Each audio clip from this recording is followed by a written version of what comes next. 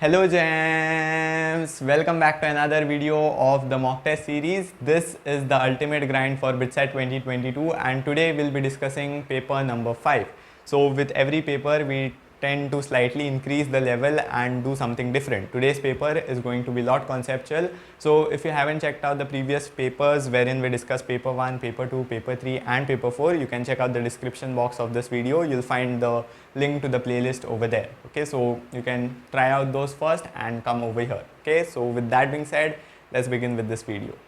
Question 1 and 2 over here, let's get straight to it. In question 1, we have two inductors L1 and L2 which are connected in parallel combination. As can be seen, a time varying current flows through it. Okay, so you are supposed to find the ratio of I1 by I2. Okay, so it's very simple over here. You can see that both of them are in parallel combination. It's given. So the potential drop over here will be same as the potential drop over there, right?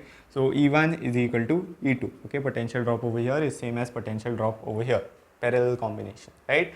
Now the potential drop for a inductor, for a coil, can be written in terms of your self inductance and your rate of current, right? So for E1, for this potential drop, you can merely write it as L1 di1 by dt.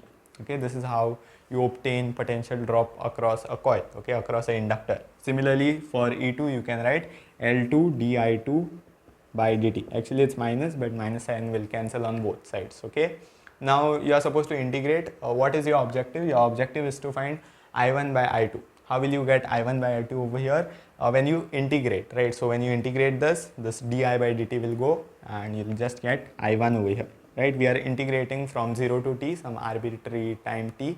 Okay, so yes, here you'll get L1 I1, okay, and here you'll get L2, and when you integrate this, L1 and L2 are constants, right? So you are just supposed to integrate this part. Okay, so when you integrate this, you'll get I2. Okay, so what will be I1 by I2? I1 by I2 will be nothing but I1 by I2 will be L2 by L1. Okay, inverse relation. So the correct choice over here is option A, L2 by L1. Okay, now let's come to question number 2 over here. Okay, here in this question we have a steam at 100 degrees Celsius. We are going to make it pass through this kg of water which is contained in a calorimeter. So calorimeter type of question. Okay, it also has a water equivalent of this, and the calorimeter, the contents of the calorimeter are initially at 15 degrees Celsius. Okay, so when you pass the steam of 100 degrees Celsius, surely the temperature will rise, right? So the this process is carried out till the temperature of the calorimeter rises up to 80 degrees Celsius. Okay, and it's also some amount of steam will get to 80 degrees Celsius, right? It will cool down and some of it will be condensed into water, right? You are supposed to tell what amount of the steam is actually condensed into water, okay, of 80 degrees Celsius. Okay, so it's a calorimeter type of question. You can see that. So you are going to equate the two hits, heat released and heat absorbed. Okay, so if you think who is releasing the heat, the steam is releasing the heat, right? It's at a higher temperature, so it's falling down to 80 degrees Celsius from 100, so it is releasing the heat, whereas the calorimeter as usual is absorbing the heat over here. Okay, so first heat released. Okay, so I'll first of all we have steam, right? Steam at 100 degrees Celsius. So first you'll need to convert it into water at 100 degrees Celsius. Okay, for this what do we require? We require the latent heat. Okay, latent heat will be released by the steam and then only you can get water at 100 degrees Celsius. And finally there is some specific heat that will be released so that you have water at 80 degrees Celsius. This is regarding the steam. Steam comes at 100 degrees Celsius. It converts into water at 100 degrees Celsius, finally cools down to 80 degrees Celsius. Okay, so that is what is happening on the releasing side, heat releasing side. Okay, so first we'll take Q1. Q1 is this heat in this process. Okay, so that will be M into L, right? This is the latent heat. Okay, so M into L. So this is the mass of the steam that is condensed. This is what we are supposed to find in the question. Okay, so mass of the steam condensed, that is M only, and here we have 540. Okay, and Q2 again, it's on the release side, heat that will be released from water to go from 100 degrees Celsius to 80 degrees Celsius, right? Some amount of heat will be released, fall in temperature. Yes, so that heat will be MC delta T, MC delta T. Okay, specific heat. So M is again the mass of the steam that is condensed, same mass, so m. C for your water, it's 1, okay, 1 calorie per gram, okay. So yes, it's 1 in CGS units. Delta T is, if you see, it goes from 100 to 80, right? So the change in temperature is 20, okay, so 20 m over here. So here we get 540 m. So the heat that is released, this is the heat released, right? So heat released will be equal to heat absorbed. That is the principle of calorimetry, right? And that is how we are supposed to solve this question. So heat released, we know that it's 20 m plus 540 m, that is 560 m. This is the heat that is released by the steam. Heat absorbed, what is the heat absorbed by the calorimeter? So if you see what is the mass, again it will be given by mc delta T. Here m will be different, the mass of the contents in the calorimeter. C, again for water it's 1 and delta T, okay. So for calorimeter you have to write now, because calorimeter is the one that is absorbing the heat, okay. So m for calorimeter is 1.1 kg plus the water equivalent, remember that. So it's this, because both help in absorbing the heat. So this is your m. C is 1 for water, and delta T is, if you see, the calorimeter was initially at 15, it goes to 80, so that is 65, right? Change is 65, 80 minus 15, that is 65. So you are just supposed to solve for m, and that will be your answer, okay. So I think it's 1.12 into 65 divided by 560. If you divide, you can cancel by 5, 13 5s are 65, I guess. 5 1s are 5, 5 3s are 15, yes, 13 5s are 65. You'll get over here 5 11s are 55 and 5 2s are 10. So this and this can actually cancel, and here you'll have 10 to the power minus 2.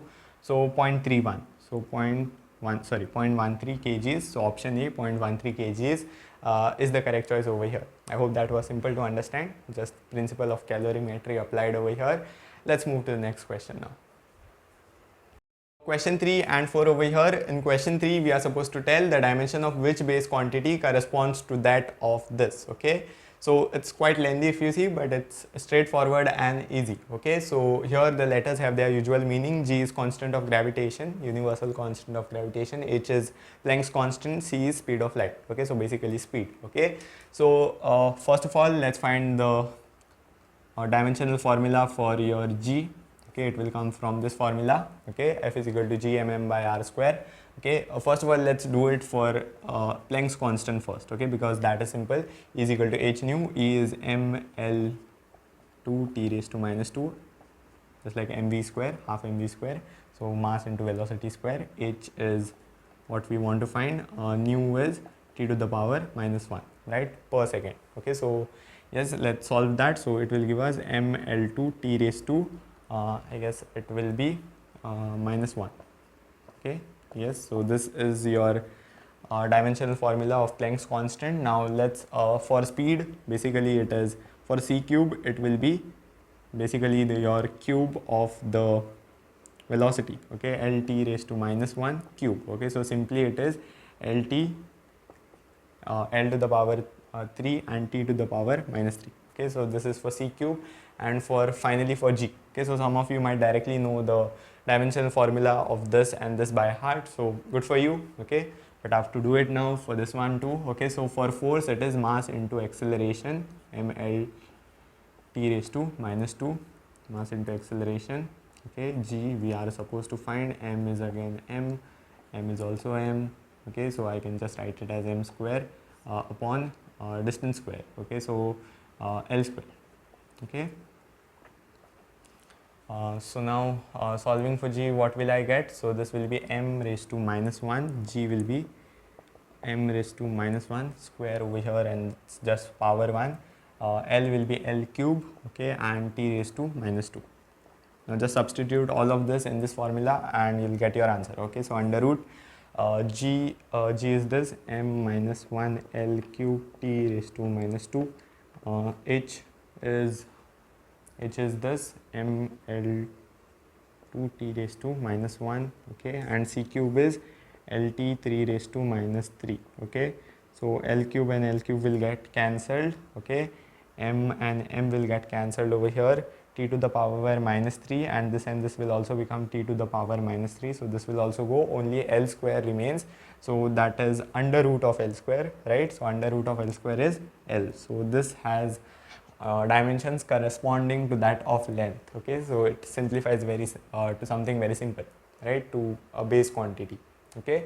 Now let's come to this one. Here we have a reservoir, okay, at basically a source at this temperature, and Carnot engine is basically working between the source and the sink. The sink is at 27 degrees Celsius. Okay, so you are supposed to tell what is the amount of heat that is released to the sink and the efficiency of the engine. Okay, so basically you can imagine it now. Here we have the source, here between we'll have the engine, okay, and here we'll have the sink.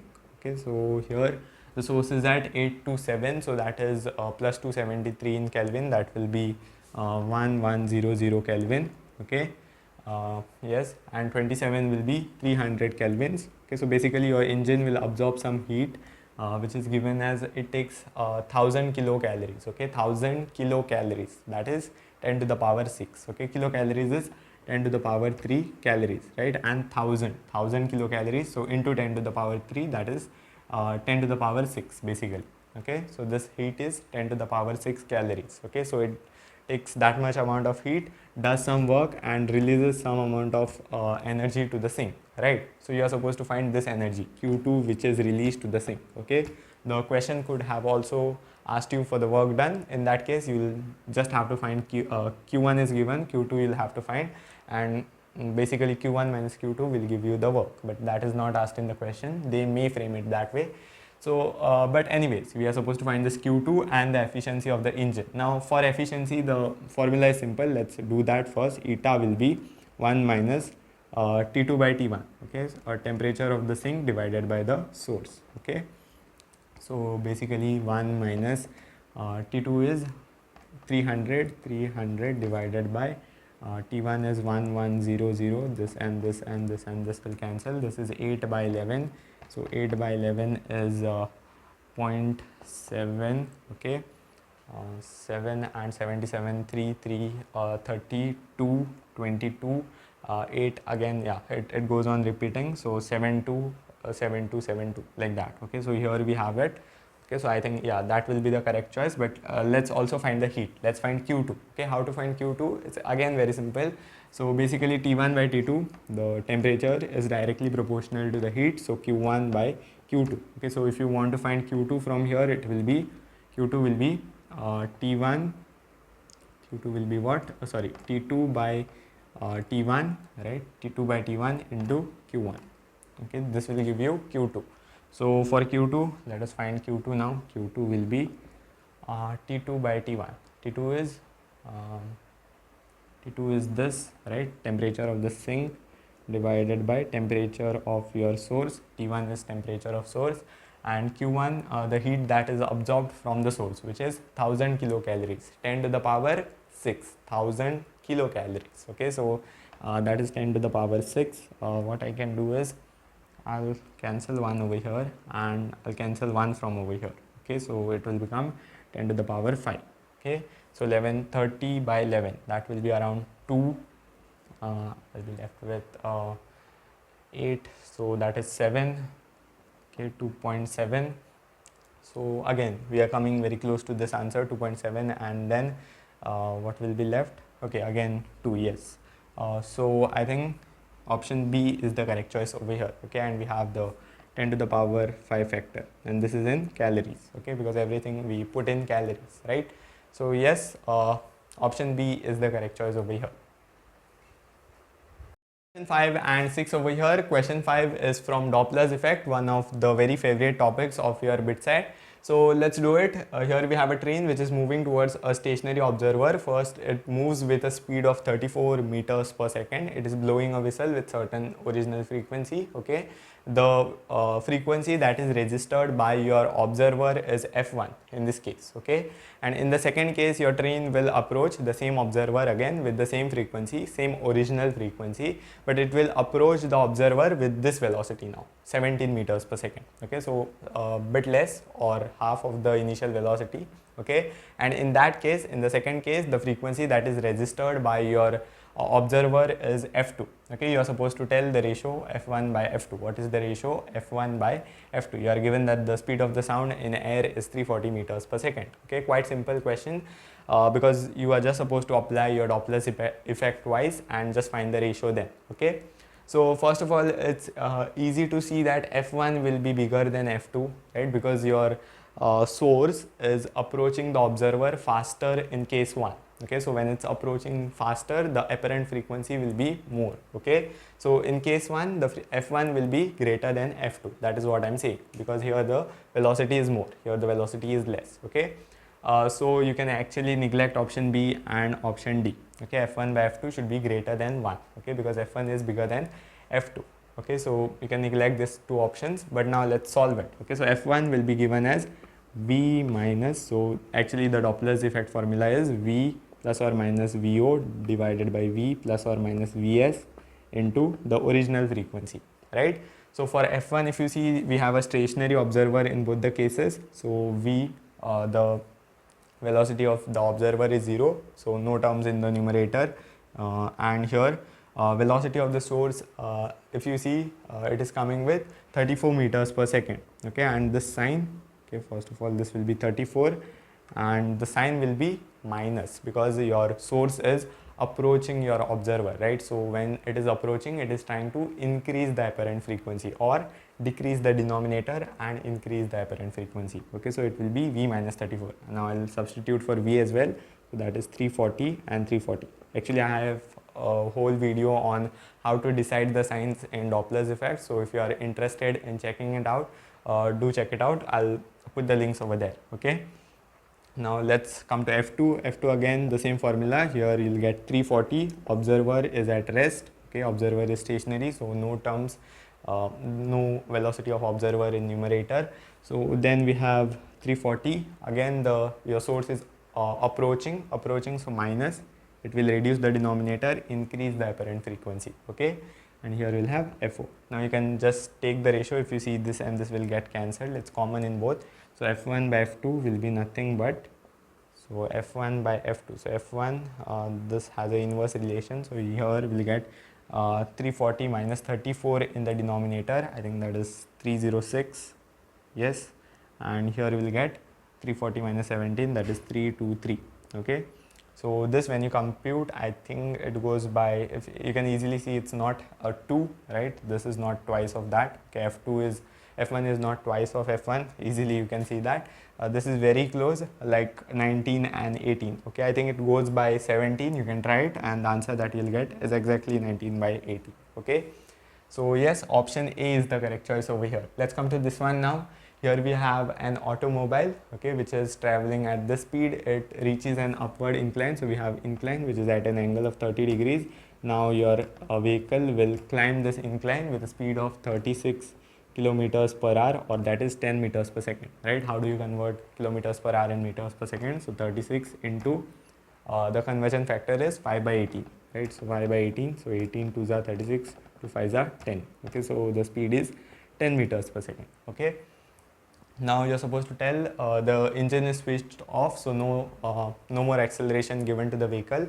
So you are supposed to tell if the friction between the vehicle and the surface is 0.1, then how much distance will your automobile move on the incline before it comes to rest. Right now, of course, there is a acceleration on this vehicle, okay, in the downward direction, one due to the g sin theta component of its weight. Right, of course, along the incline it's mg sin theta, and perpendicular to the incline it is mg cos theta. Please remember that. So yes, so along the incline we have g sin theta component, and perpendicular it will be g cos theta, that will be balanced by your normal reaction. Okay, so mg cos theta is balanced by the normal reaction. Okay, or I may write that down because we might need it. So g cos theta, okay, the normal reaction is balanced by the cos theta component of the weight of the vehicle. Okay, Now basically if you see, it's moving up, okay, it's moving up the incline, so friction will also act in the downward direction. Friction opposes relative motion, so friction, so one acceleration we also have due to friction, okay, and that acceleration will be again in the downward direction, and it will have the component mu g cos theta.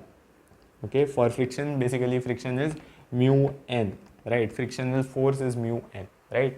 So mu n is mu times this mu mg cos theta, and frictional force, you can basically, this is force, right? Force, you can write it as mass into acceleration, and basically if you only look out for acceleration, it is mu g cos theta. This is the mass term, and mu g cos theta is the acceleration term. Okay, so here there are two accelerations, one due to the g sin theta component of the weight, and one due to the friction, because your your automobile is moving up the incline, and there is friction in the opposite direction. Okay, so now finally, what is the acceleration? Acceleration is g sin theta plus mu g cos theta, mu plus mu g cos theta, both in the same direction, so hence I did. So g you can take common, sin theta sin 30 half cos theta root 3 by 2, okay, and mu also we have, mu is 0.1 and this is root 3 by 2. G we can take it as 10, okay, so here we'll have 2 into and here 1 plus 0.1 into 1.732 around, so that is 0.173. Here we'll have, you can multiply this, yes I can, this will be 5, this and this cancelled, and here I'll get a 1.173, right? So this is what we get, that is the acceleration that is experienced by your automobile in meters per second square. Okay, this is the acceleration. What we are supposed to find? We are supposed to find the distance that the automobile will cover before it comes to rest, right? Of course, there is an acceleration in the downward direction. The velocity is only this much. Finally, it will come to rest, right? Because there is some opposing force, right? So basically, the distance will be given as ut plus half at square. Okay, s is equal to ut plus half at square. What am I saying? Okay, so u is 10. Okay, in the upward direction, we'll take the upward direction as positive. So u t square, so basically t square, okay, I'll not use this. What I'll use, because we don't know the time, we can use v square is equal to u square plus 2as. Okay, because we know finally our automobile will come to rest, the vehicle will come to rest, so this will the final velocity will be 0. Initial velocity, if you see, is 10 meters per second, so I can take it as 100, so square it 100, and that will be equal to 2as. A is negative, so basically you take it to the other side, it will become positive, so that will be 2a, this is a over here, 1.173, and s is something that you're supposed to find. 2 5s are 10, this and this will get cancelled, 10 divided by, so basically your s is 10 divided by 1.173. okay, I hope you are able to follow. Okay, just use v square is equal to u square plus 2as. Okay, so your answer is less than 10, so only option that is less than 10 is option D. Okay, when you calculate it, you'll around get it as 8.54. okay, so that is very close to this, so option D is the correct choice over here.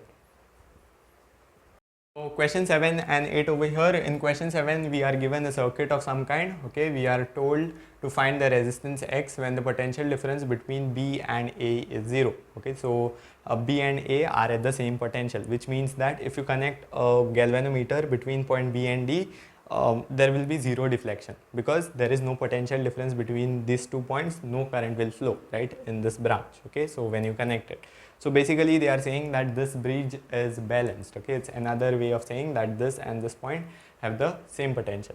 Okay, so basically you are supposed to use R1 by R2 is R3 by R4, right? The ratio of the resistances, the branch in this resistance by this, this by this is equal. Okay, so let's find that now. So basically you will substitute all the values and then you will get an equation for X, okay, which you, when solving, will give you the answer. Okay, so in R1, this branch, we have 15 plus 6, that is 21. Here we have 15 plus, this will be 6 and 6 in parallel gives 3. Okay, so basically R and R in parallel gives R by 2. Okay, so 6 and 6 in parallel, 3, 3 and 15, 18.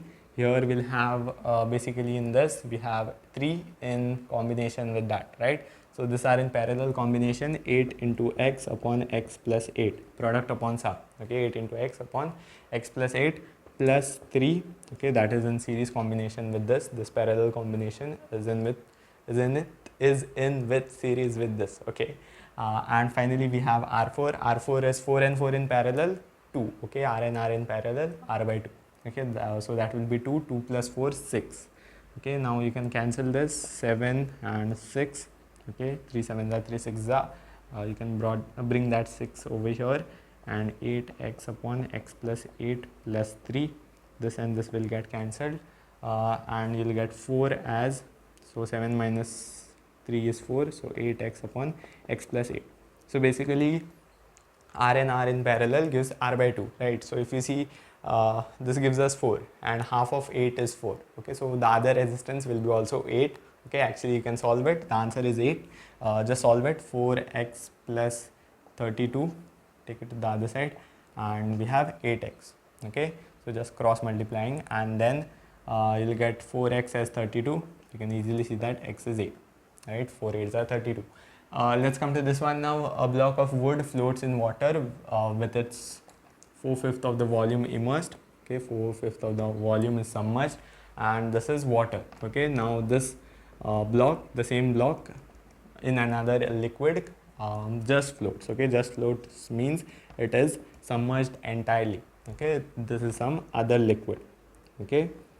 So you are supposed to find the density of that liquid. Now it's actually not that difficult. If you see here, mg, the mass, okay, the weight of this block is balanced by the upthrust given by the water, okay. So basically U is equal to mg in first case we are writing, okay, wherein we are using water, okay. Now upthrust has a formula, volume immersed rho density of the liquid into g, okay, and that will be m into g, because upthrust is balancing mg, okay. Volume immersed rho density of the liquid into g, okay. G and G will get cancelled. You can find the mass of the block, m is the mass of the block, right. So m is given as volume immersed, which is 4/5 of the total volume.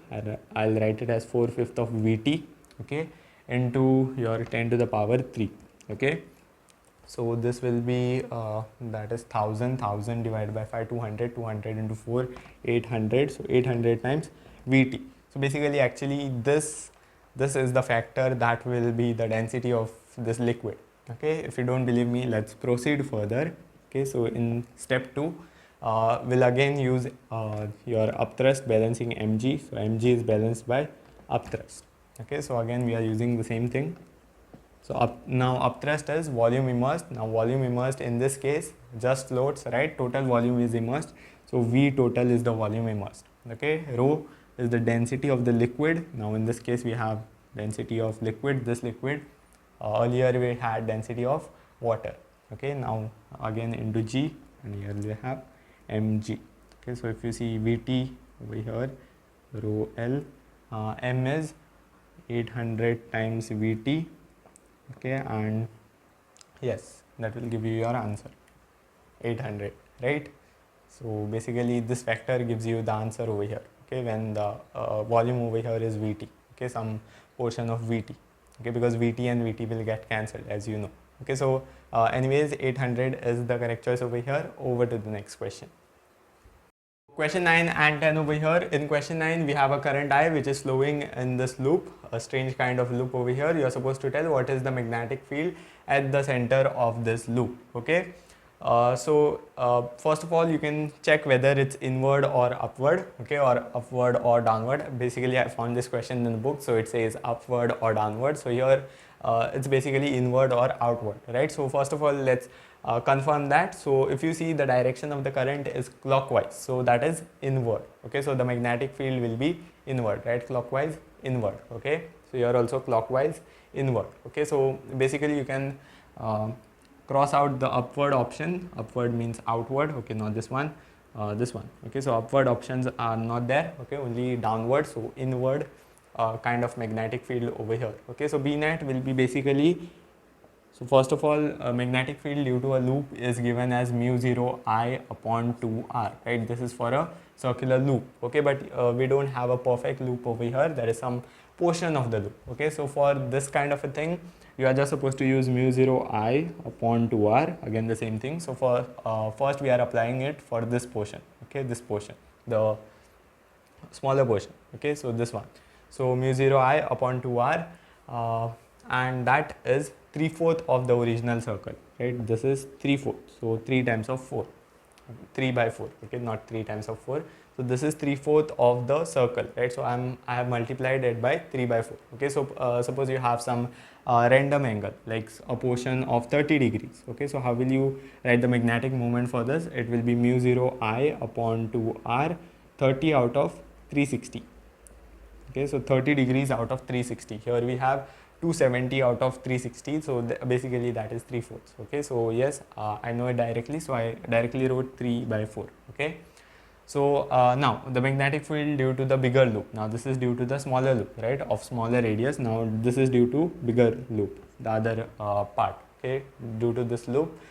If you see, both are in downward direction, so I'm just adding them. So mu 0 I upon 2r, now r, be careful over here, r is 3r, right, 2r plus r, 2r plus r, that is 3r, okay. So it's, yeah, it has a bigger radius, and it is 1/4 of the entire circle. This angle is 90 degrees, so it's 1/4 of the entire circle. So I'm just multiplying it by 1/4, okay, 1 by 4.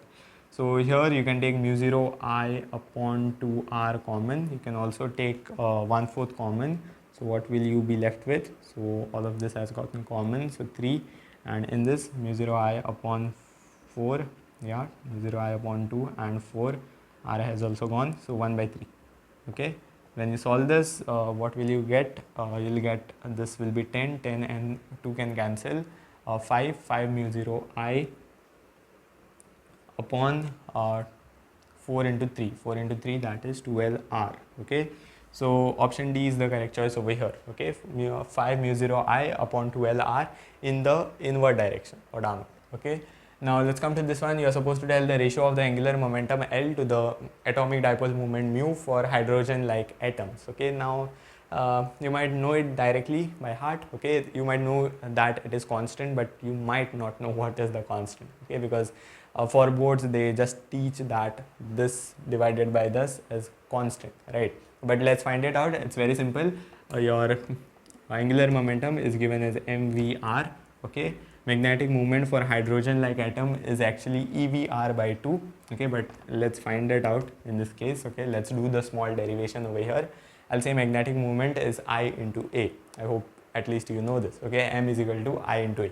This is the formula for magnetic moment. I will be given as Q by T, right, the charge divided by the rate of flow of charge, right. So Q by T, and then again suppose we this is the orbit, this is the nucleus, this is the electron that is orbiting around us. So basically the time period will be nothing but, so we want time, right, so that will be 2 pi r by v, right, the circumference, that is the distance it's traveling, and with velocity v, okay. So I will be nothing but, I will be q by, q is here electronic charge, right, E, so E divided by 2 pi r divided by v, okay. So that will go on top as EV by 2 pi r. This is the current, okay. Now magnetic moment, so that will be EV by 2 pi r times the area. Area is basically this, this distance is r, right, this is an orbit of radius r, so area is pi r square, pi r square. So pi and pi will get cancelled, r and r will get cancelled, so you get EVR by 2, as I said, right. Magnetic moment is EVR by 2, so L by mu, so this by this is, if you see, MVR divided by EVR by 2, so multiply it by 2, so VR cancel, 2m by E, okay. So this is constant, right, M and E both are constants. M is the mass of the electron, E is the charge, both are constant, and this ratio is constant and equal to 2m by E. Option A is the correct choice over here, okay. Over to the next question. Question 11 and 12 over here. In question 11 we have an AC circuit, okay. You are supposed to tell at resonant frequency which voltmeter will show a 0 reading, okay. So at resonant frequency, you might know that the impedances XL and XC are equal, right? So XL and XC cancel each other's effect at the resonant frequency. If you see V2 over here, it is connected across C and L, right? So here XL and XC will cancel out each other at resonant frequency. XL will be equal to XC and they will cancel out each other's effect, okay? And V2 will show 0 reading, right? There will be no potential drop across this. Basically, potential drop across this V2 will be given as I times of XL minus XC, right? At resonant frequency, XL and XC are equal, hence V2 is 0. V1, if you see, it's a resistor, okay? Provided current is flowing through a resistor, there the potential drop across it will not become 0, okay? So of course there is current over there, potential drop across resistor will not become 0, okay? It will always lose energy when current is flowing through it. Since power is radiated, there is some potential drop across the resistor, okay? And it will be recorded, and that will be V1. And since V1 is not 0, V3 will also be not 0. There will be some V3 as well, okay? So the only meter that shows 0 reading is V2, okay? It is connected across C and L, which cancel each other's effect, okay? Now coming to question 12, here we have Young's double slit experiment, and we are given that intensity at a certain point on the screen becomes 1/4 of the maximum intensity. You are supposed to tell what is the angular position of this point, okay? Quite an interesting question, actually very simple. So first we'll find phi from this intensity equation, then we'll move to delta x, which is the part difference. Part difference in double slit experiment is nothing but d sin theta. If you remember the two rays, you drop a perpendicular and this is the part difference. This is nothing but d sin theta, right? If you remember. Okay, now let's come to this. The intensity is given as in interference double slit experiment is given as I is equal to I naught cos square phi by 2, where phi is the phase difference. Okay, I becomes I naught by 4 given in the question, and here I naught is the maximum intensity. Okay, so this and this will get cancelled. Cos square is 1 by 4, so cos phi by 2 is half. Okay, so cos of which angle is half? Acute angle, let's think of it. Sin 30 is a half, so cos 60 is half. So phi by 2 is should be equal to 60 degrees, right? Or I can say pi by 3. Okay, and phi will be 2 pi by 3. Now the relation between phi and pi, phi and delta x, you are supposed to know. If you don't know, it's actually very simple. You can derive it. Lambda corresponds to a phase difference of 2 pi. Okay, so phi, so basically delta x will correspond to a phase difference of phi. Okay, from here you can find delta x easily. Okay, so just remember this, that lambda entire wavelength corresponds to a phase difference of 2 pi, right? It's 2 pi. Lambda is 2 pi if you see. Okay, anyways, let's find delta x from here. Delta x will be nothing but you can cross it over, so delta x will be lambda by 2 pi, right, into phi, if I'm not wrong. Okay, lambda by 2 pi into phi, yes. So lambda is lambda, 2 pi is 2 pi, phi is 2 pi by 3. Okay, so 2 pi by 3. This will give you the part difference. 2 pi will get cancelled, and you'll get the part difference as lambda by 3. Okay, so the part difference of this point is so the part difference between the two rays meeting at that point is lambda by 3. Okay, now from here we can equate this part difference. Okay, I'll do it over here. Delta x is equal to d sin theta, right? So delta x is nothing but lambda by 3. This is the part difference. D we have, and sin theta also we have. So sin theta is nothing but lambda by 3d, and you can see the answer over here. So theta is the angular displacement over here. Angular position is sin inverse of lambda by 3d. Option C. Okay, yes, option C is the correct choice over here. Over to the next question. So question 13 and 14 over here, two conceptual questions waiting for you. In question 13, we have a simple pendulum which is made up of a spherical hollow ball. Okay, this hollow ball is filled with water and it is plugged at the bottom. Okay, so there is a hole at the bottom and it is plugged with the help of a cork. Okay, and suddenly as it is oscillating, the cork comes out and it is unplugged, and water starts flowing from the bob. Okay, you are supposed to tell during this observation what will happen to the time period of this simple pendulum. Okay, so let me make it simple for you. Option C is not the correct choice over here. Okay, did I make it simple or complicated? Okay, anyways, let's come back. So here the time period will be nothing but 2 pi under root L by G, right? Time period of a simple pendulum. Okay, now the thing that is happening over here is first we have a fully filled bob, right? We of course know that the time period does not depend upon the mass, right? It only depends upon the length and the acceleration due to gravity, right? So if we have like this, so even if the bob becomes half, okay, when water is flowing from it, it becomes half of its the mass becomes half of the initial mass. Okay, the volume of the water is reduced to half of its initial, then also the time period should not be affected, right?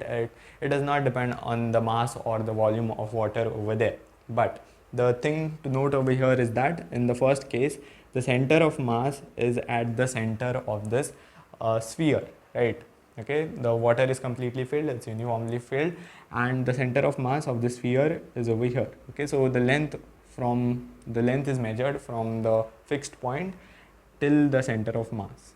Okay, whereas in the second case, the center of mass shifts down. Okay, because there is only water in this region, okay, in the downward region, so center of mass slightly shifts down. Okay, so the effective length, the length this L dash increases. So you can see L dash is increasing. The length of your, this is the effective length, it's length from the fixed point to the center of mass of your bob. Okay, so if you see, the effective length is increasing. Okay, so it will go on increasing up to certain limit. Okay, and finally when the bob becomes empty, so basically L is increasing, so time period is also increasing, right? Since this effective length is increasing, time period is also increasing. But finally when the bob gets empty, again the sphere is uniform. Okay, so the center of mass will be again at the center. Now there is no water, so you are not concerned about the water, you are just going to see the center of mass of the sphere. Okay, so that will be again at the center, which is length L as original in the original case. So then it will decrease to the original value. First it will go on increasing because the effective length will go on increasing, and finally it will come back to its original value. The value will decrease to its original value when the bob becomes empty. Okay, this is because of shifting of center of mass. It does not depend on the mass of the bob, but it depends on the positioning of the center of mass, right? That is how you measure the length from the fixed point to the center of mass of the bob. Okay, so that was a conceptual one. This is also a bit conceptual.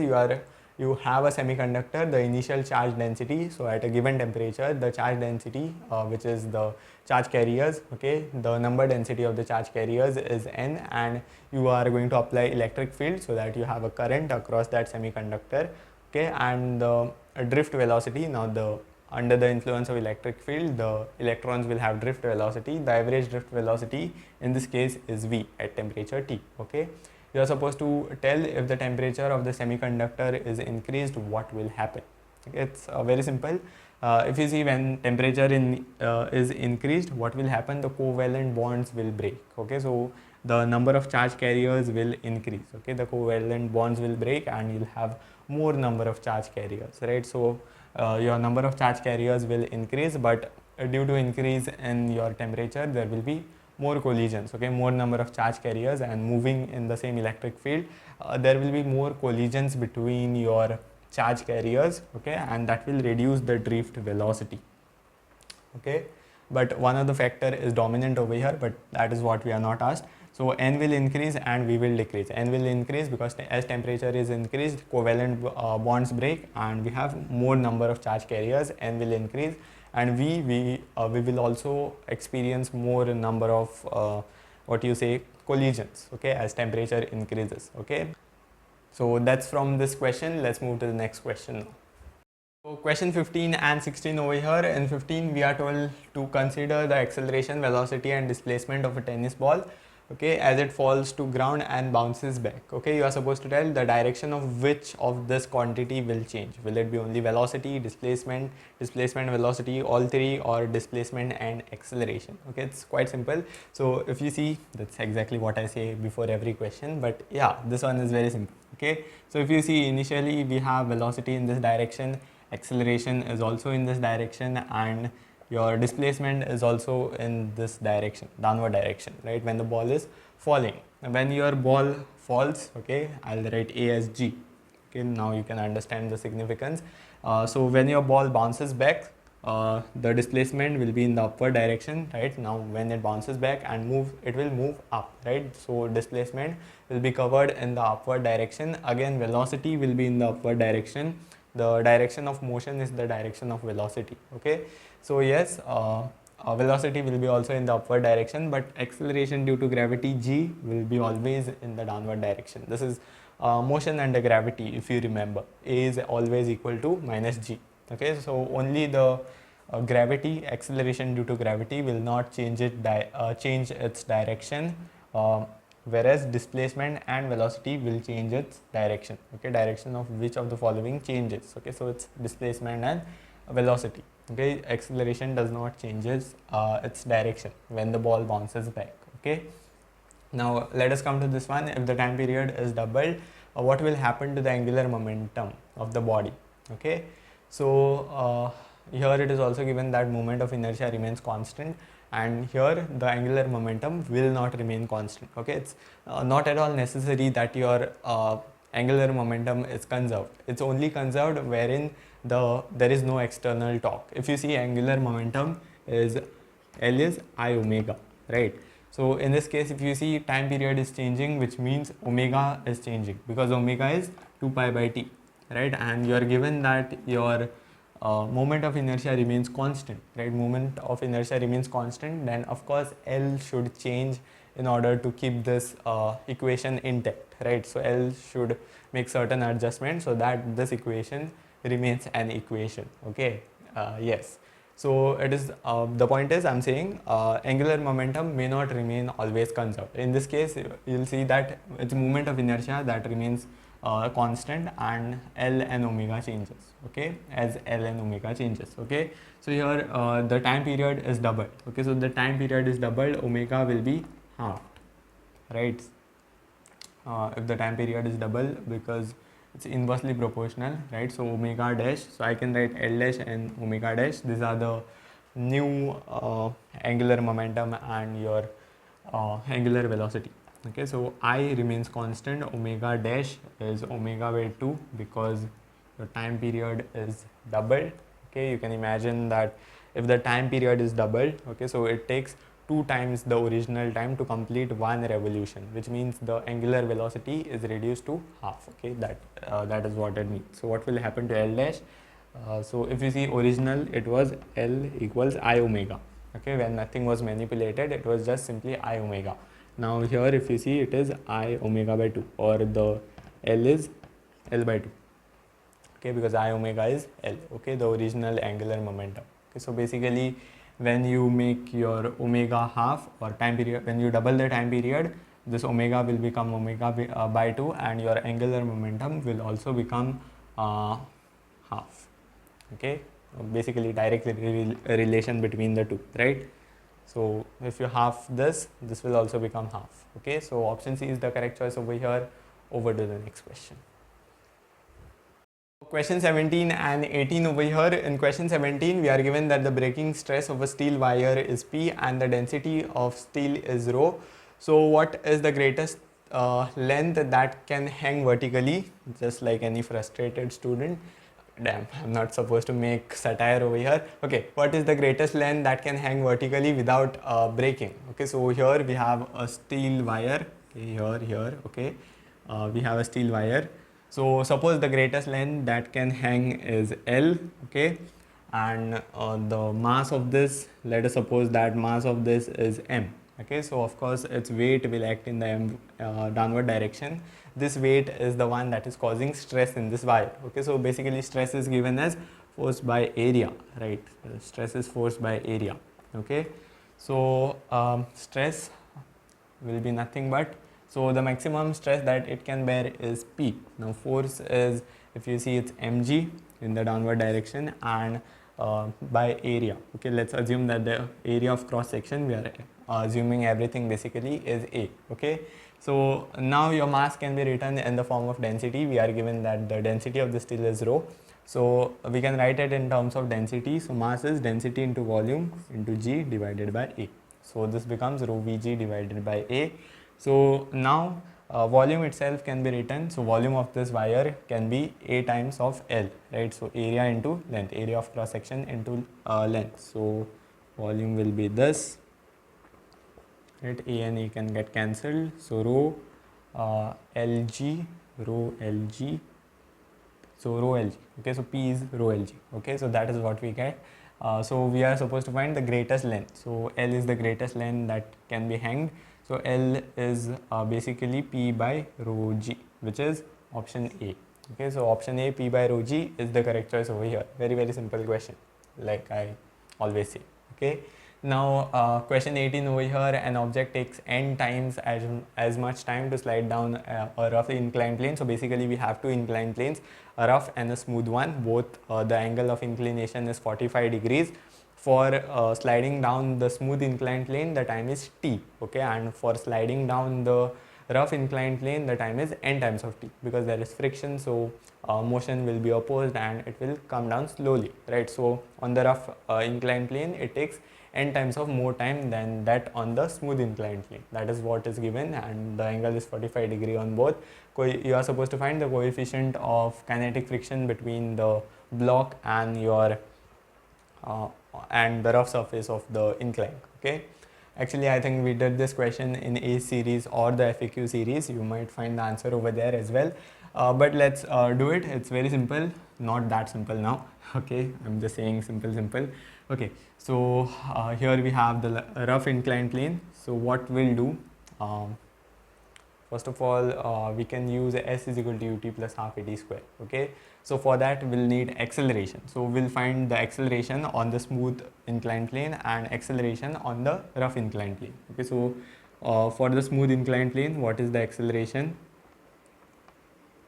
Okay, so for the smooth inclined plane, the acceleration will be nothing but g sine theta. Okay, there is no friction, only the g sine theta component. As I said, the sine theta component is along the incline, right? So g sine theta is the acceleration down the incline. Okay, so this is the acceleration that is responsible for dragging that block down the incline. Okay, so acceleration in case of smooth, and now in case of rough, it will be g sine theta, and also the frictional acceleration, which will oppose it. So if you imagine it over here, okay, where can I draw it? I can draw it over here. So 45 degrees, and this is rough incline. Okay, so g sine theta in the downward direction, and since the motion is happening in the downward direction, a frictional force will oppose its motion, and you'll have mu n in the upward direction, or mu g cos theta, right? So this is the component of the acceleration. Okay, so it will be in the upward direction, because the motion is happening in the downward direction. Friction opposes relative motion, right? So mu g cos theta in the upward direction. Remember g cos theta for mu, the factor. Okay, so yes, g cos theta, it comes basically due to the normal reaction, right? So anyways, the acceleration over here is g sine theta minus mu g cos theta. Okay, so first we can apply S is equal to ut plus half at square. Now the displacement is same in both the cases. Okay, both the rough and the smooth incline have the same distance. Okay, where the block will slide down the same distance. That is why the time is compared. Okay, so S is equal to ut plus half at square. Assuming initial velocity to be 0, okay, we'll just have half at square. So half g sine theta into t square. So I can actually simplify this, g by sine theta, sine of 45, root 2, 1 by root 2, and t square. Okay, so time for the smooth one is t square, and again this for distance s, we'll have to write half a t square. So a over here is g sine theta, or I can directly write it as g by root 2 minus mu g by root 2, right? Sine of 45 cos of 45 is 1 by root 2, and into t square. Now time for the rough incline, it is n times of this time, right? So n times of t the whole square. Okay, so here you will get g by, so I can also take g common, g by 2 root 2. Here I'll get 1 by root 2 minus mu by root 2, okay fine, into n square t square.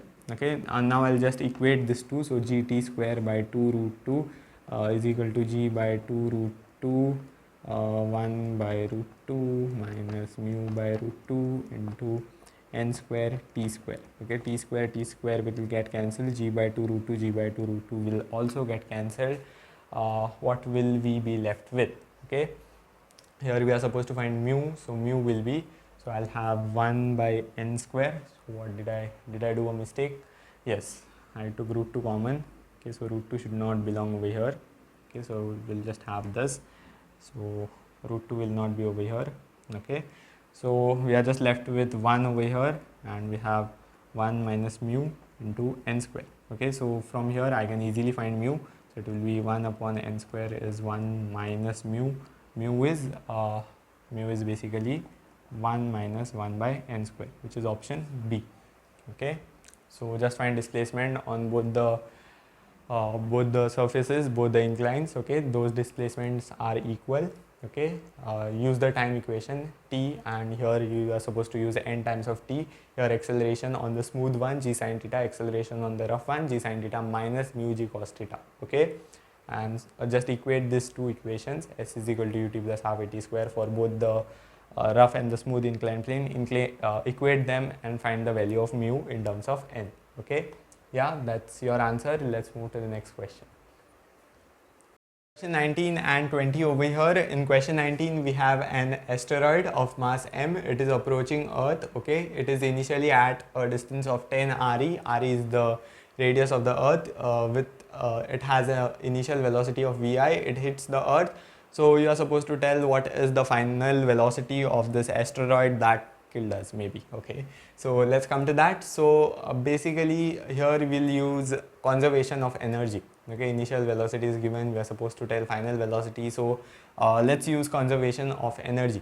Okay, so initial kinetic energy, which is half, okay, half m vi square. Then initial potential energy, that will be g capital M mass of Earth, small m mass of the asteroid divided by the distance. Okay, it is initially at a distance 10 RE. Okay, finally we have the asteroid hitting the Earth. So basically the final velocity is given as vf. Okay, so half m vf square, and again potential energy will also be there. When it hits the Earth, it is at a distance of radius, right? From the center of the Earth, it is at a distance RE. Okay, it hits the surface, right? So you'll get the potential energy as g capital M small m by RE. Okay, and minus sign, of course. So let's write the equation in the form of Vf. We want the equation in the form of Vf. First we can cancel m throughout. Okay, we can multiply 2 now. 2 will on multiplying 2 this will get cancelled. This will be g m by 10 RE. I would not purposely cancel this. So 2 into this v final square minus 2g m by RE. Right? This is actually me. Okay. Now what can we do? We can shift.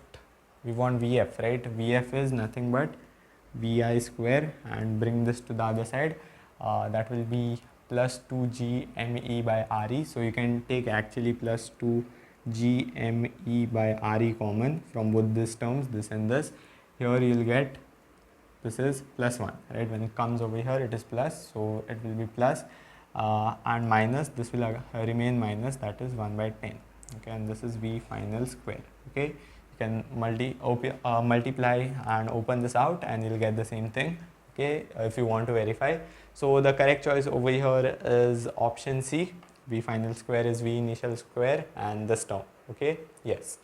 Now in question 20 we have some combination. A circuit is given and we have some diodes as well. Okay, D1, D2, D3. Okay, you are supposed to tell what is the current that is drawn through the battery. What is this current coming out of the battery? Okay. So if you see, what will the diodes do? The diodes will either resist the current, or either they will allow it to pass. Okay, it will have negligible resistance as compared to this. So you are only supposed to judge whether a diode is connected in forward bias or in reverse bias. If it's in forward bias, it will allow the current to flow. Okay, and if it's in reverse bias, it will not allow the current to flow. If you see this one, D1, okay, D1 is this one, okay, this diode.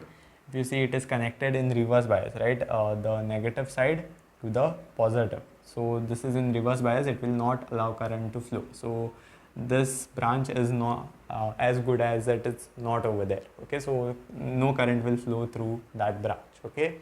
If you see D2, D2 it's all right, so D2 will allow, and D3 will also allow, right, positive to positive, negative to negative. Okay, so basically your circuit becomes, just remove the diodes, just focus on the resistors. So here you'll have 5 ohms, okay, and here also you have 5 ohms,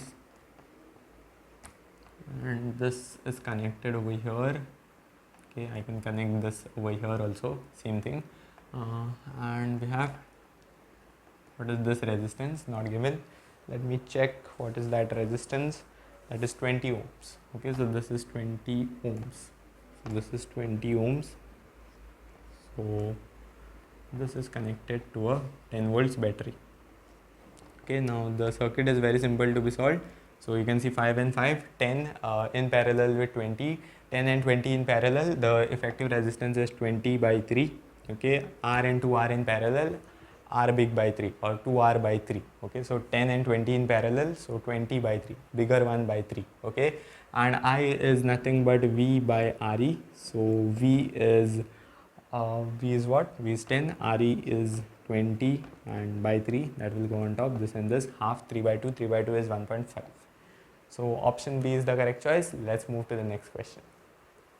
Question 21 and 22 over here. Long story short, in question 21 we have a plano convex lens which has a thickness 4 centimeters. First we are going to place it such that the curved surface makes contact with a horizontal surface. The apparent depth in this case of this point, okay, the point that makes contact, is found to be 3.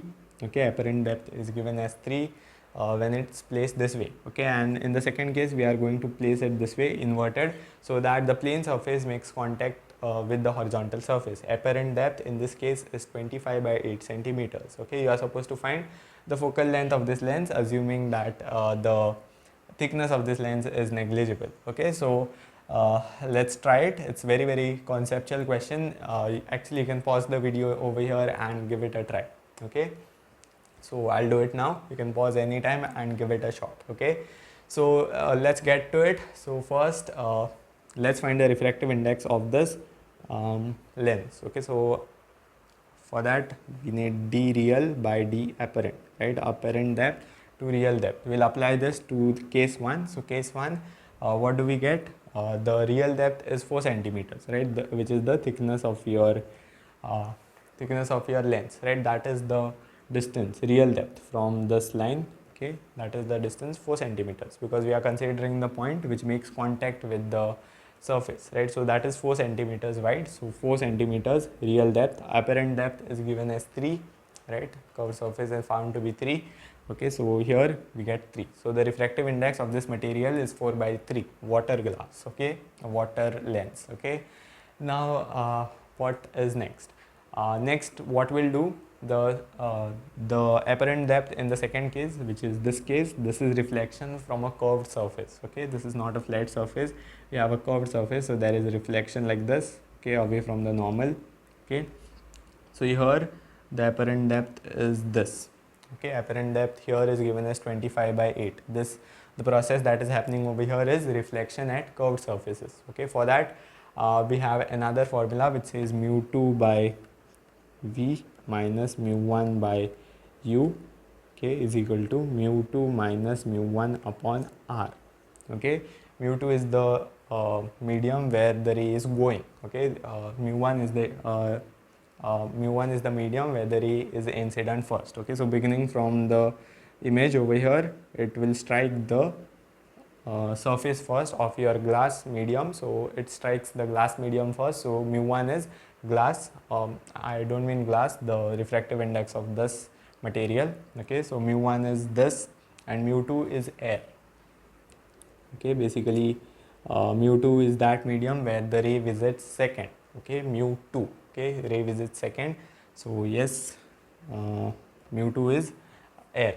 Okay, so mu1 is mu2 is air, so that will be 1. Mu1 is where image is formed, V is where image is formed. V is, if you see, 25 by 8. Now 25 by 8 in the downward direction, right? So minus 25 by 8.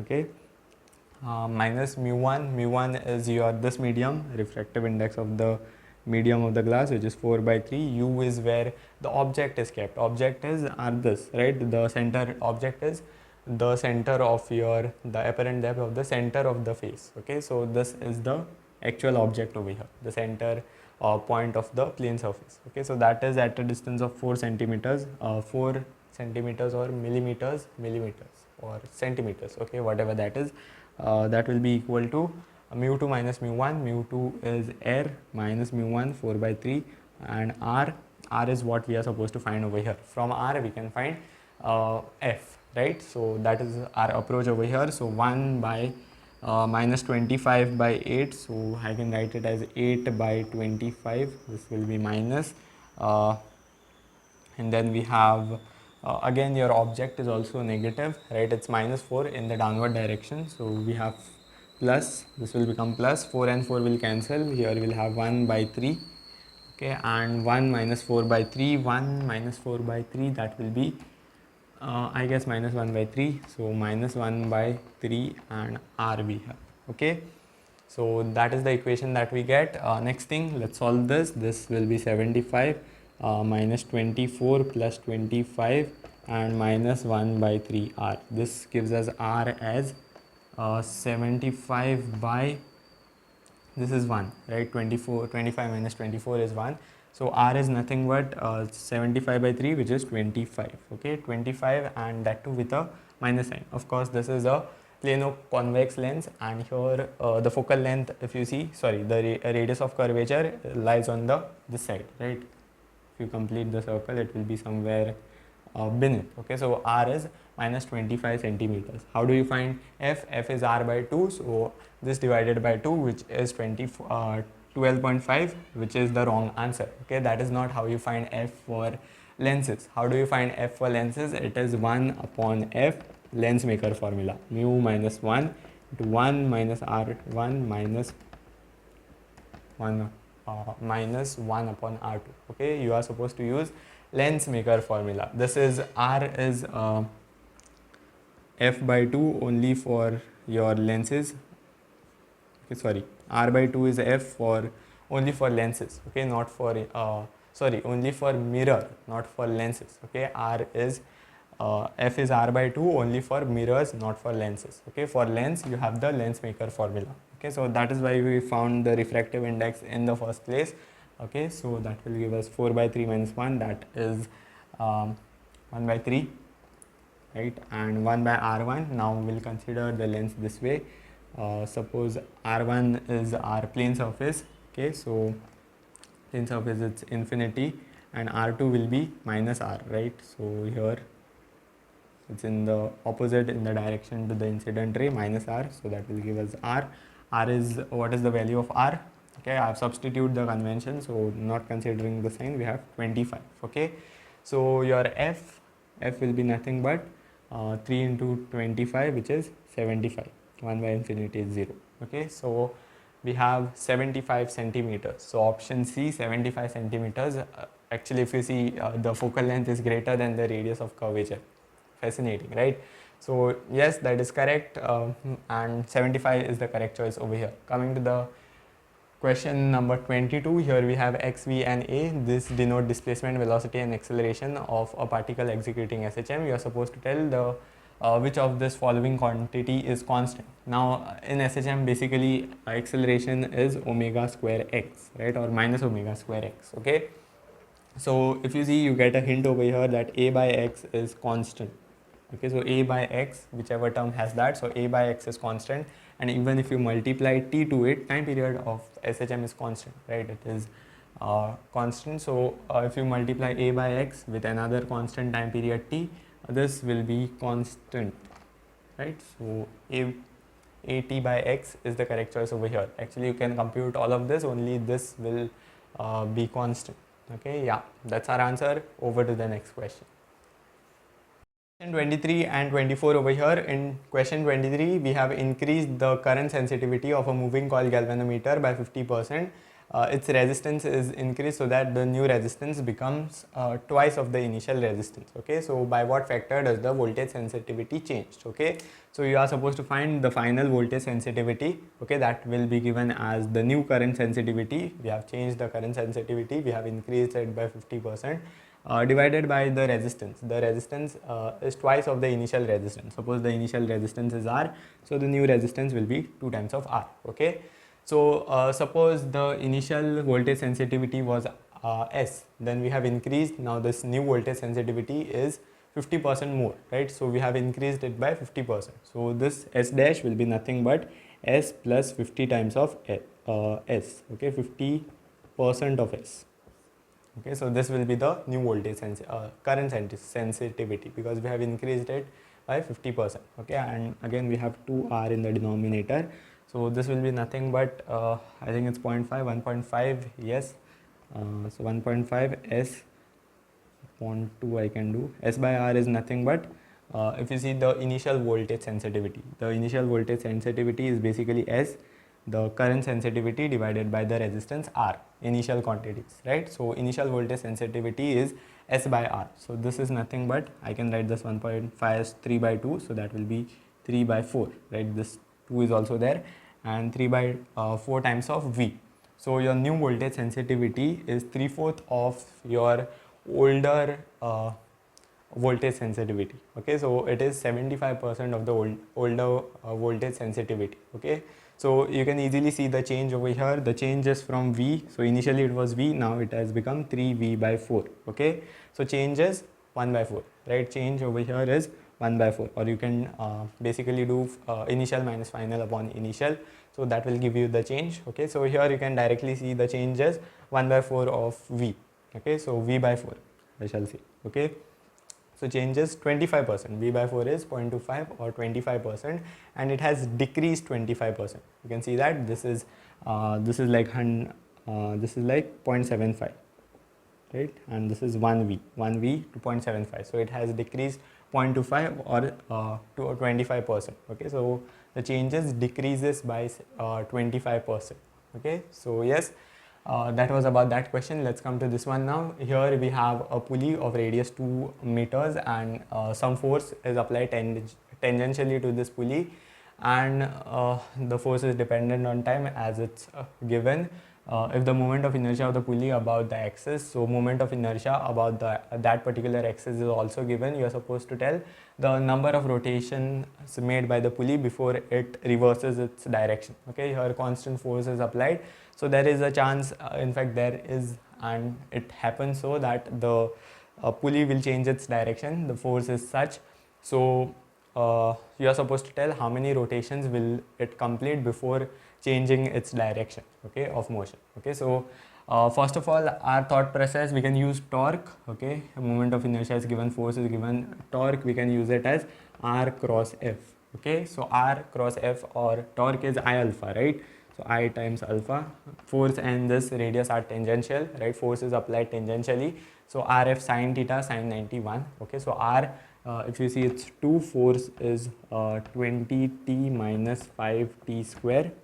T is time in seconds. Okay, I is also given, so we can find alpha. Alpha is basically d omega by dt, so you know where this is going. So we'll find omega, we'll put omega equal to 0, because at that moment the velocity, angular velocity becomes 0, and after that moment it is going to reverse. Okay, so that is the thought process behind this question. Okay, so I is given as 10, so we can actually we can write it this way first. Further 10 t square divided by 10, so once you divide it by 10, this will become 4 and 1 respectively. Okay, yes, so that's simple. Now we can write this as d omega by dt, and this is 4t minus t square. Okay, now let's integrate it so that we get the equation of omega. So we'll integrate it up to a random time t, 0 to t. So we get omega over here, integration of t is t square by 2, so t square by 2, and that will cancel 4 as 2. Okay, minus integration of t square is t cube by 3. Okay, now again omega will put it equal to 0 so as to find when the angular, at what time does the angular velocity becomes 0, because that is the time it will reverse its motion, right? After that time it will reverse its motion. So if you put omega is equal to 0 over here, what will you get? 2t square is equal to t cube by 3, right? So basically t not equal to 0, you can cancel all of this, so you'll get t as 6. So at 6 seconds your omega is 0. At 6 seconds your omega becomes equal to 0. Okay, so you are supposed to tell in 6 seconds what will be the number of rotations. Okay, here it's given in range, but actually you'll get a perfect answer over here. Okay, let's solve it. Now omega itself can be written as d theta by dt, right? So from here you can find the angle of rotation in 6 seconds. Okay, you will integrate it from 0 to 6, this expression, and that will give you the total angle rotated in 6 seconds. Okay, and dividing that by 2 pi is the angle in one rotation, right? That will give you the number of rotations. So again, so directly we'll integrate this. So on integrating, omega becomes theta. Okay, and here 2t square, t square integration 2t cube by 3 minus again integrate this, this is t to the power 4 by 4. Okay, now you're just supposed to substitute t is equal to 6 because that is the time you want to find rotation, from t is equal to 0 to t is equal to 6, upper limit minus lower limit, but once you put 0 it's all 0, right? So just substitute t is equal to 6, so 2 into 6 cube upon 3 minus 6 to the power 4 upon 4. What I can do, I can take 6 to the power 3 common. What will happen is I'll get 2 by 3 over here minus 6 by, there is something over here, so t to the, this will be t by 12. Okay, here once you integrate it, it's t to the power 4 divided by 4, 3 into 4, 12. Okay, so here we get 12. Okay, so here I'll have 6 by 12. Okay, so finally 6 to the power 3, and here it is, here you'll get half, and here again 6, 4 minus 3 is 1, and this will give you 6 square, which is 36. 36 is the angle in radians that your pulley has rotated. Okay, what is the number of rotations? Divide this by 2 pi. Okay, that will give you a value around, suppose pi around 6. Okay, so if pi was 3, the answer would have been 6, right? 2 3s are 6, and 6 and 6 will cancel. Yes, the answer would have been 6. So the answer is slightly less than 6 because pi is greater than 3. Okay, so slightly less than 6, but it's greater than 3. So this is the correct choice over here. Okay, the answer will be somewhat, I can remember, it's 5.73. Okay, so it's between 3 and 6. Okay, so option A is the correct choice. Over to the next question.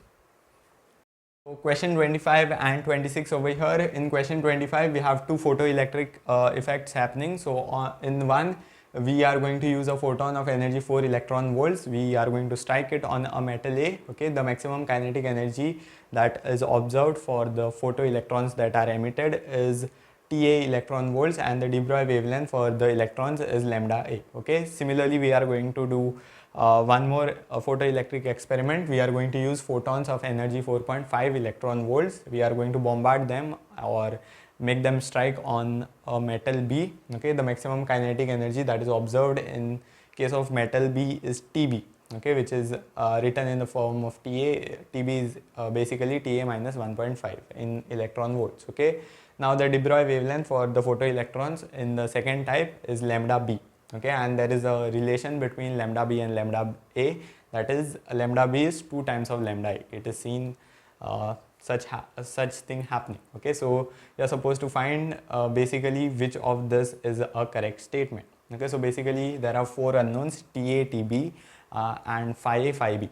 okay, where Ta, Tb are the kinetic energies and phi A, phi B are the work functions of metal A and B. Okay, so let's find them. So first of all, we can use Einstein's photoelectric equation. So we'll write the total energy first for the metal A. So the total energy supplied is 4 electron volts. It will split into kinetic energy of the photoelectrons plus the work function, right? So in the second case, we are supplying energy of 4.5 electron volts.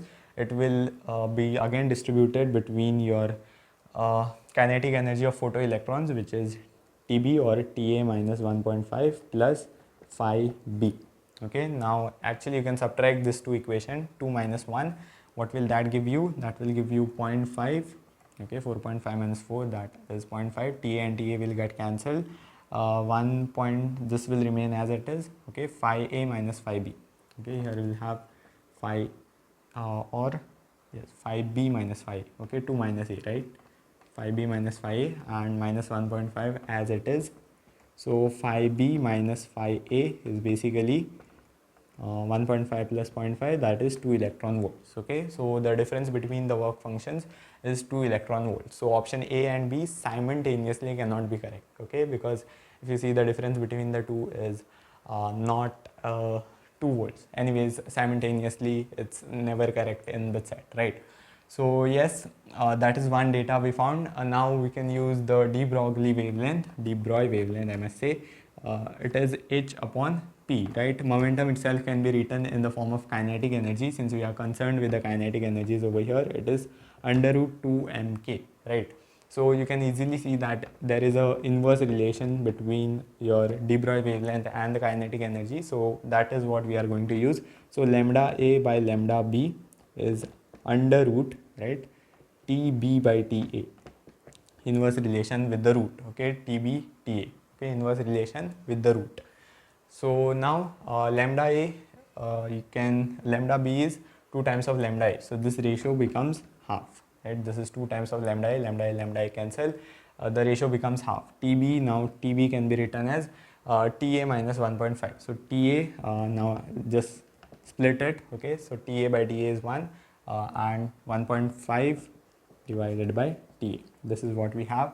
Square on both the sides, what will we get? So 1 by 4 is 1 minus 1.5 Ta. Okay, what can we do next? We can bring this to the other side. So 1.5 by Ta is 1 minus 1 by 4, that is 3 by 4. This is nothing but 3 by 2, right? 3 cancels and this also cancels. Ta is nothing but 2. Ta is nothing but 2 electron volts. Okay, so Ta is 2 electron volts. Ta is 3.2. This is not correct. Now we can find phi A and phi B now. Since we have Ta, okay, can we find phi A? Yes. 4 and Ta is 2 and plus phi, right? So phi is nothing but 2 electron volts. 2 electron volts. Okay, so we are missing something. Phi A is 2 electron volts. Okay, this is also not correct. Okay, can we find phi B now? Phi B. Okay, again we can use this relation 4.5. So we are basically finding all the values. We found phi A, we found Ta. Okay, we can also find Tb. Tb is basically Ta minus 1.5. So this minus 1.5, that is 0.5. Okay, if you want to know what is Tb, although it's not important over here. So this is Tb, Ta, Tb, phi A, phi B. Now phi B, Ta minus, this is Tb, right? Tb is 0.5 plus phi B. So this minus this is 4, right? 4.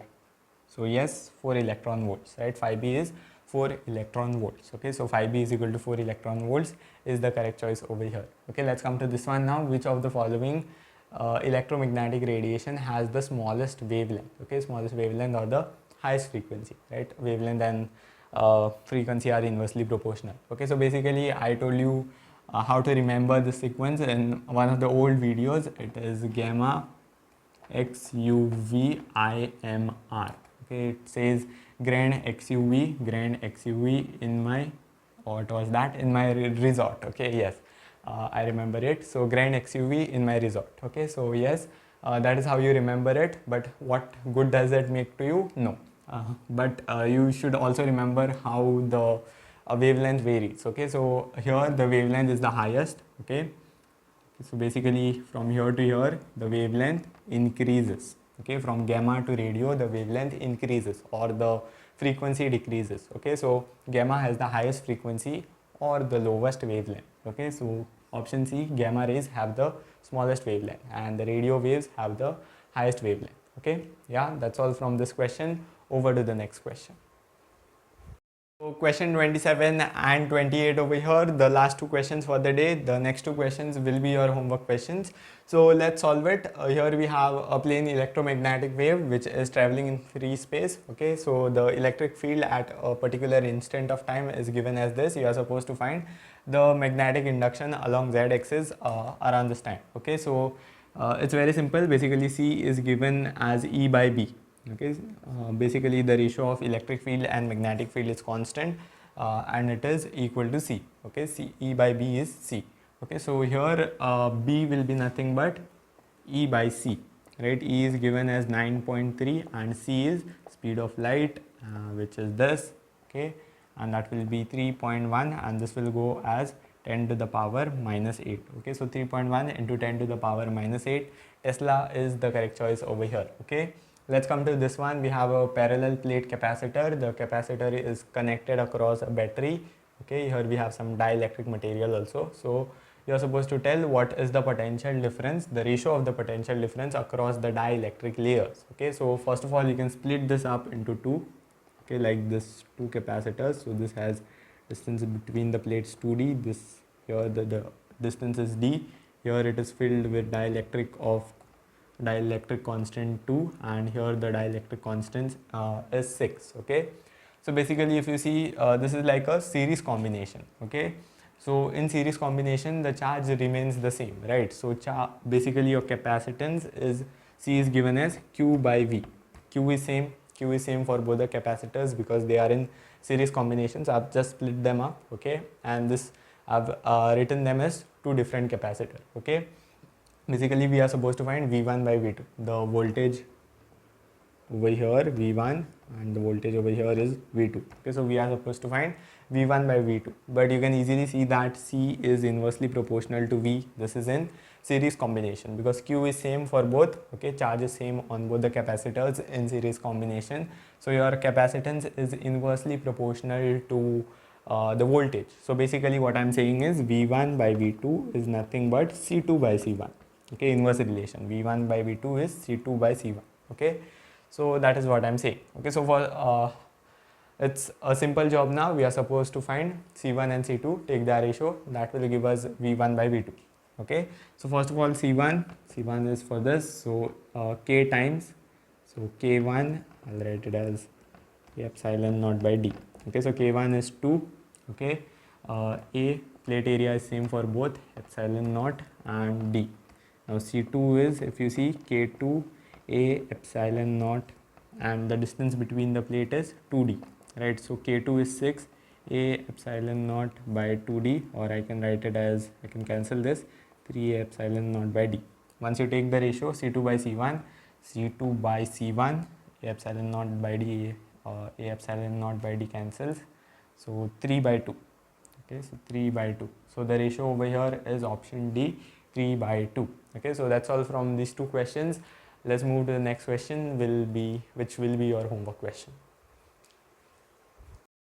So question 24 and 25 over here. Okay, so these are your homework questions. You can pause the video over here, you can take a screenshot, okay, and you can note them down and try to solve it. Do let me know the answers in the comment section. The correct answers will receive a heart from me. Okay, and that's all from today's video. This is the first video from this new studio, so I hope you enjoyed it. If you did enjoy it, smash that like button and I'll see you soon in the next one. Till then, keep enjoying physics.